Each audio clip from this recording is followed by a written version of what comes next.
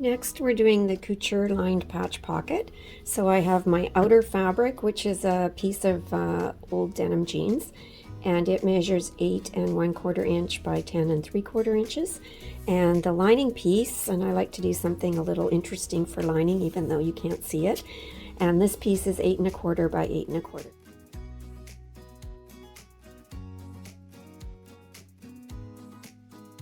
So to set up to start the lined patch pocket, you've got your front and you've got your lining. You're going to put them right sides together at the top edge of the pocket. And so I'm just going to line those up. No serging needed on this one because everything's going to be covered up when you're done. And then I'm going to just put a couple pins to hold that in place. Now we're going to leave a hole when we stitch this. So we need about a 3 centimeter hole. So about 1 1/4 inches in the middle. It doesn't have to be a perfect size opening. It doesn't even have to be exactly in the center. Usually I'll say like about 3 fingers wide is about what you're looking for there, maybe 2 1/2, 3 fingers. And so I just put a mark there where I want to stop stitching for leaving the hole and start stitching again. So we're going back to our regular foot.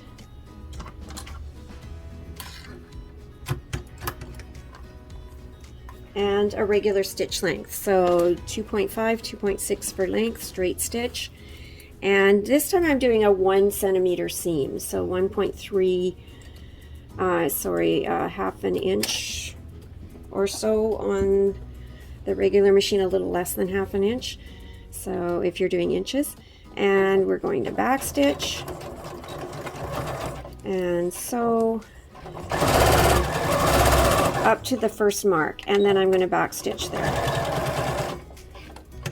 And then I'm just going to skip, and I'm just pulling my thread. I'm not even going to cut my threads right now, over to the next mark.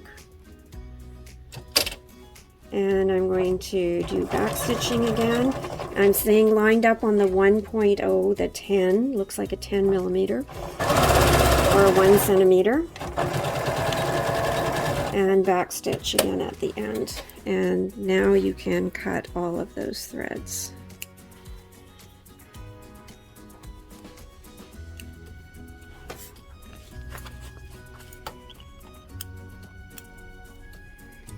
So first, press it as you stitched it. And then you are pressing it towards the pocket and away from the lining.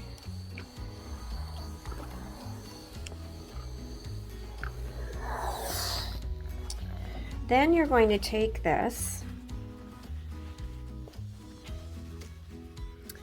and put it right sides together. So you're looking at the wrong side of both your fabric and the lining, and pin it in place.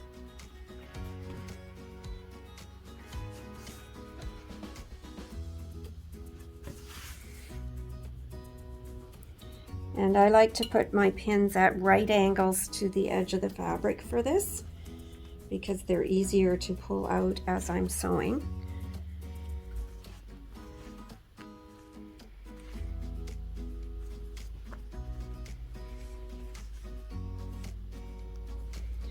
And so that's ready to go back to the sewing machine. So now we're going to stitch lined up with the 1.5 centimeter line on the sewing machine. So again, halfway between the 10 and the 20. And we're going to start right at the top folded edge of the outside pocket piece, and we are going to lock our stitching. And then sew down the side.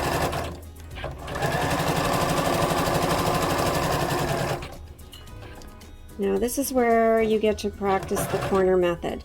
So we are going to shorten our stitch length to 1.5, and we do this because the corner has to be trimmed, and that puts it at more risk of fraying and opening up a hole there. So 1.5 will make a stronger stitch. So we're going to sew until we are 1.5 centimeters from the edge. Now I can tell where that is because there's a mark on my machine. So when my fabric reaches that mark, then I'm going to stop. I'm going to put my needle down. Now I always check it. So when I turn, I actually see I can do one more stitch. So I'm just going to do that with the wheel. And I'm going to check again, and that's good there. Now, we're not going to just do a flat 90-degree angle pivot. We're going to do one stitch at an angle across the corner. So we're placing this at a 45-degree angle. I'm going to lift and lower the needle, take one stitch, no more than one, and then I'm going to carry on stitching. And I'm going to sew for a couple centimeters, and then you can go back to 2.5.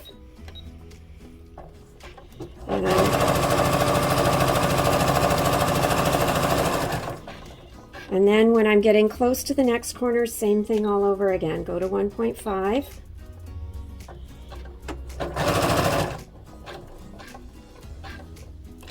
And again, I'm checking to see where I am. One more stitch. That's good. Diagonal stitch. This diagonal stitch, believe it or not, will actually result in a more square corner than if you did a 90-degree pivot. And now we're going to increase our stitch length back to 2.5 to finish off the pocket. And all these edges are 1.5 centimeters from the edge of the fabric. Back stitching at the top. And cutting all our threads.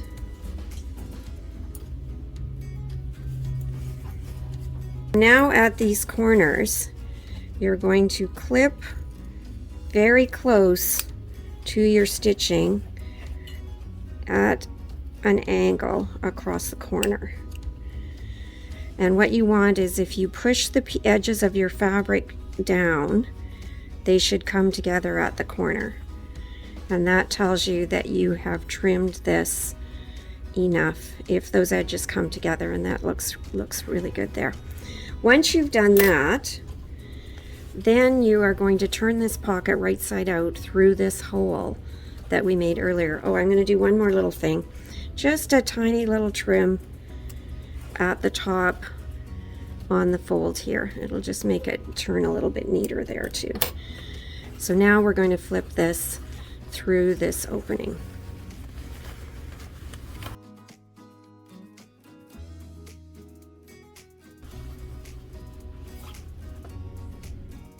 So once you've turned it, you want to push out your corners. So I've got a pen here that I'm using for that, not open of course. I do sometimes use my shears, but these have a very sharp tip on them. So you have to be careful, because you could potentially make a hole in your corners if you're not careful. So something that's duller, a pencil, or something like that is probably your best bet. So I'm just pushing out those corners. So once you've pushed out your corners, then you do need to press this. It doesn't really matter. I'm going to press it from the right side because I want to try and keep it so that the lining is not showing. So that lining should be hidden underneath there. Only you and I know what it looks like when you're all done.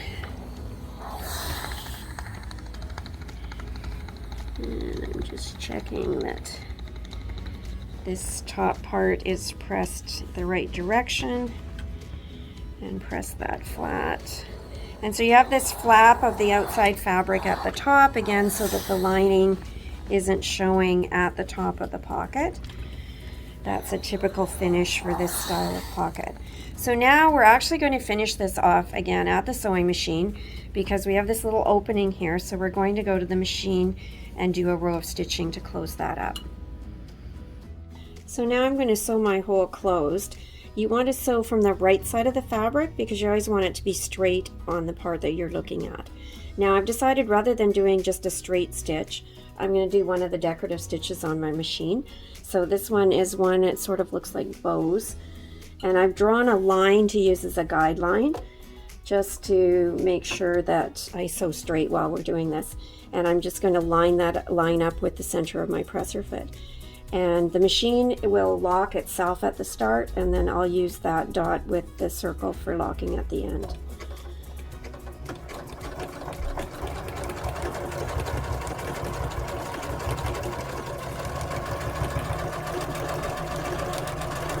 And when you're sewing with these decorative stitches, you have to let the machine move the fabric, or you won't get the design that you're looking for. Although it can feel a little weird because it goes back and forth as you're doing it.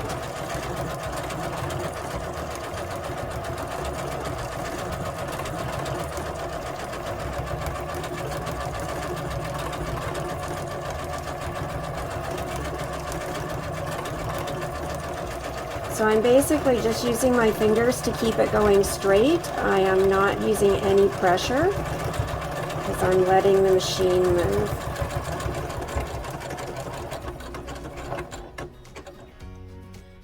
Now I just want to lock it here.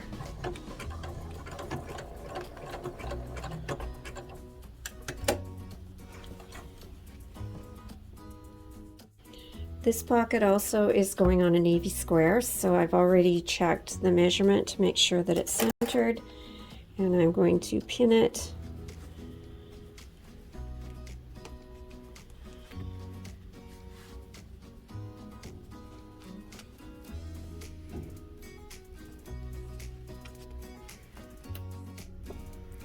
So back to a straight stitch, and on your sewing machine, the basic stitch, 2.5 or 2.6 for length, and we're just going to do a straight stitch around the edge. This time we're only sewing on 3 sides because we don't want to sew the top of the pocket shut. So again, close to the edge, back stitching at the top,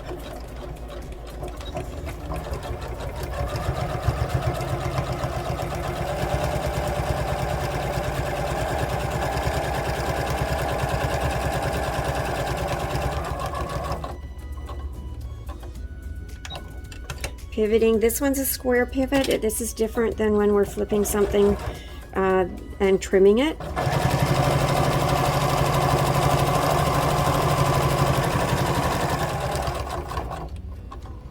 So we're going to do the 90-degree.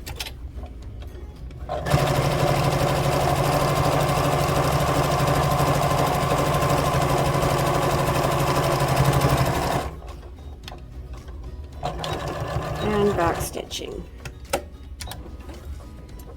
and cutting threads,